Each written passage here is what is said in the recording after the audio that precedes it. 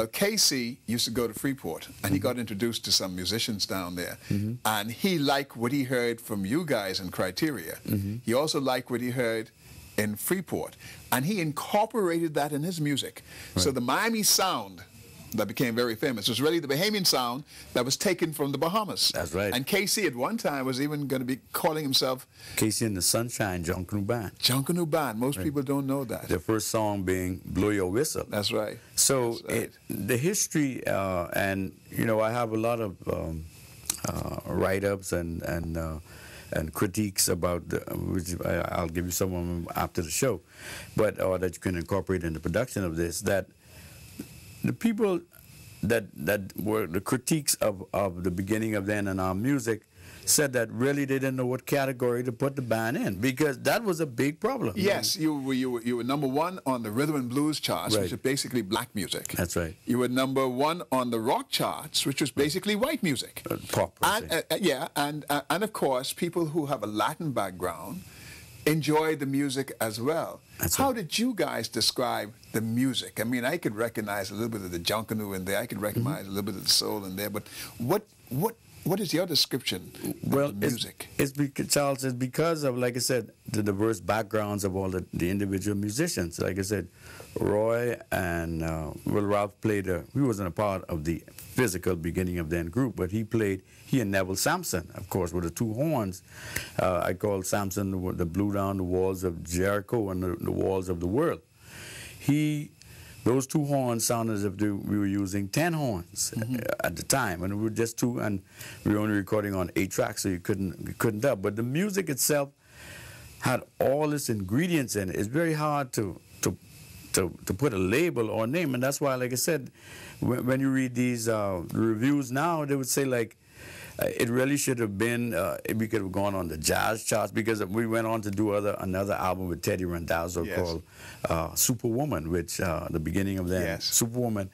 And when they heard Roy play guitar, it sounded like Philip Church or Wes Montgomery. So I'm saying it had so many things going for it. Tentacles, you know. You called it the beast that would not die. The song came out officially in 1971. That's right. It's still around.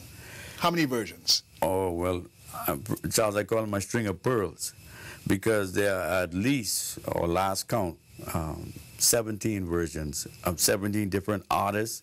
And out of those 17 artists, I would say that 15 did it exactly the way, I mean, the arrangement was exactly the way we did it, meaning with all the horn lines, all of the lyrics.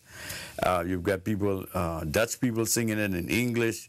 You've got Roy Ayers, he did a version. You've got Herbie Mann, the flautist. He did a jazz thing with it. You had the Blues Brothers, of course, Erykah Badu. And each one give it a different treatment, but they never changed the lyrics. Now, why would they be singing about Nassau's go? These people are from all parts of the world. Well, because a long time ago, Nassau did go funky, and that sound really encapsulated the young Bahamian at that particular time. If you had to do it all over again, and you've got exactly 20 seconds to answer this question, what would you do differently? Well, we didn't get into a lot of things that we say we were going to get into, so this is part one. Part two have to be, because there's a lot more. There's a lot much out, but I wouldn't do anything differently, because my only regret is that the Bahamians still to this date don't realize the magnitude or the power that one song had and has, and the potential even in the future.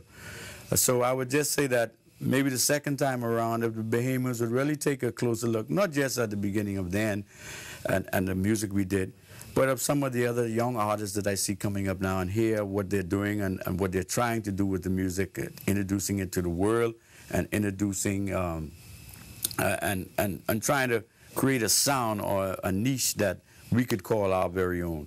When we got a doggone beat, we're going to call our very own. We had it a long time ago. We just need to appreciate it more, and I've noticed the Bahamians are appreciating it more, but we really need to encourage the artists and support them. Well, would you encourage artists to do what you did? You, Frank, Bud, and Henfield did. Roy, sorry. Yeah. In 1969, is to go back into a lab and try and just taken everything that's happening in the Bahamas today and come up with something that represents us, that has to include what you did back then, what KB is doing now, what Phil Stubbs is doing now, what these young guys are doing now who are coming out of Inagua, and try and create something. Are we at a stage now when you think it could happen again? It can happen again, Charles, and really the music that I'm hearing that they're doing, I like it. But like I said, we need, and I've been saying this for a few years now, we need a way to get the music out of here, because even to go way back to some of the songs that we recorded, really the world haven't heard them yet. And they can be dressed up and put in a different outfit and sent back out there. And the songs that were hits here could be hits anywhere, but they just haven't had a chance for the exposure. We need someone, a distributor, we need managers, we need lawyers, we need the business to be, we got to take care of business too. That was one of the lyrics in Funky Nassau. Absolutely. The business, we got to take care of the business. The talent has always been here and will always be here. When the album came out, I still think that Monkey Tambourine was one of the most undiscovered gems of Bahamian music ever. Oh, yeah, but there again, that came out stateside too as a follow-up to Funky Nassau. But people didn't know what we talking about, Monkey Tambourine. You know, they didn't know what that was. They liked the beat, but like I say, it still isn't too late. We got to reintroduce those songs, reintroduce Jessica She Fat to the world. The world need to hear these music, the music that we've created in the last 30 years. And so we need the help from record companies. I wouldn't say government, because the government didn't help us at the time with Funky Nassau. We created it ourselves and took it to the world. Yes. So we got to create the music and present it to the world, and ain't no stopping us now. Ray Munnings, this has been a fascinating hour with you. I think you and I both know that an hour isn't enough. One program doesn't encapsulate it all, because the history of the Munnings family in music, the history of what Funky Nassau and the beginning of the end has done, are just asterisks that sometimes dazzle, but are very seldomly understood. We got to do this again. Well, Charles, like I said, this was part one. Coming soon, part two. And I thank you for allowing me this time and the opportunity to do this. But like I said, there are a lot of untold stories that we need to cover. So I appreciate it. Thank you very much, sir. Living legend, fantastic entertainer, great Bahamian, a family that is as Bahamian as the Munnings is. I'm Charles Carter. Good evening.